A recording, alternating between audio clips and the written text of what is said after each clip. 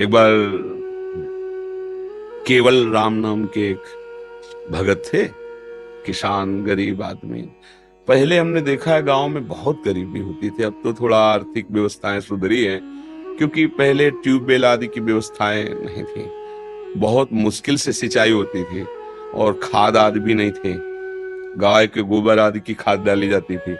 1 बीघा खेत में 6 मन या 8 मन गेहूं पैदा होता था, अब तो 40-50 मन पैदा होता है। पहले 6-8 मन, बड़ी मेहनत की जिनकी खेती है, और जो कार्य करते हैं तो 8 रुपया 10 रुपया 8 घंटा के थे, फिर और बड़ा तो 20 रुपया, अब तो 500 रुपया है।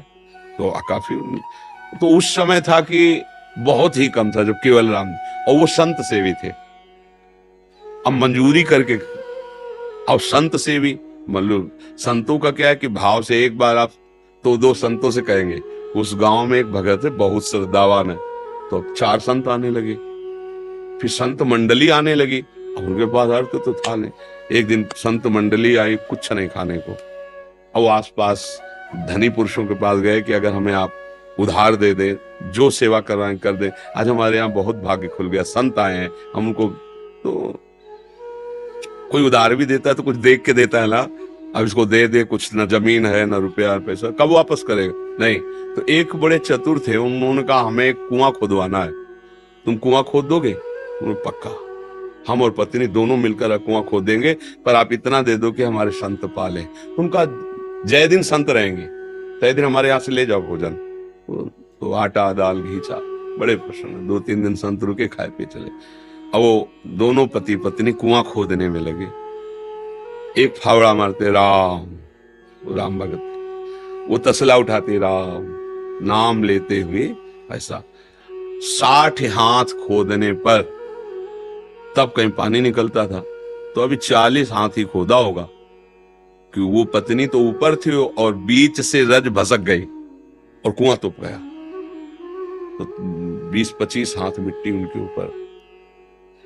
अब सेठ ने कहा कि भाई हम क्या कर सकते हैं, और उस समय जेसीबी वाला जमाना तो था नहीं, पुराना समय।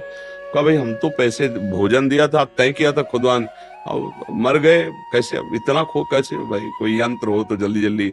और फिर मनुष्य जीवन तो एक क्षण का है, श्वास पूरी नहीं तो मर जाओगे भाई, आधा मिनट, पौन मिनट, 1 मिनट, इसके बाद तो दम घुट जाएगा, प्राण तो मर गए, ऐसा सबको। पत्नी को समझा बुझा के कुछ दे ले, खान पान के, कि भाई वो तो पधारी गए हैं, अब जब आपको जरूरत हो हमसे ले जाना, ये सहयोग कर सकते हैं। अब तो ऐसा तो नहीं कि कुआं खोदा जाए जिंदा मिले। पर वो राम राम जपने वाले एक एक फावड़े पे कुआं पूर दिया गया कि ये ठीक नहीं, असगुन हो गया, आदमी मर गया उसमें। एक दिन वहां से कोई राजा निकल रहे थे, मार्ग था, तो उनको सुनाई दिया राम राम। ऐसी मधुर अमृतमयी वाणी की वो अपने रथ से उतरे, उनका ये किस भगत के द्वारा आर्त भाव से भगवान को पुकारा है। अरे यार तो कोई भगत नहीं। बोले नहीं,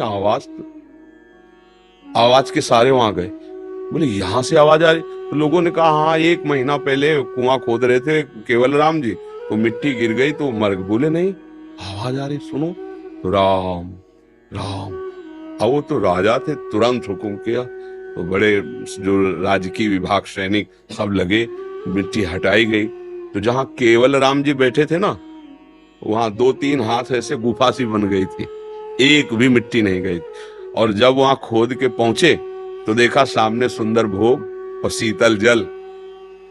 1 महीना हो गए थे दबी हुई, बस ऐसे बैठने के कारण थोड़ा पीठ टेढ़ी हो गई थी।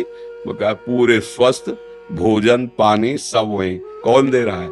जो अखिल ब्रह्मांडों को दे रहा है। अगर गृहस्थी में हो, अपना कार्य कर रहे हो और नाम जप कर रहे हो, तो महान भक्त हो। भाई ये बातें हमारी केवल कथा सुनने में तो अच्छी लगती, लेकिन समझ में नहीं आती।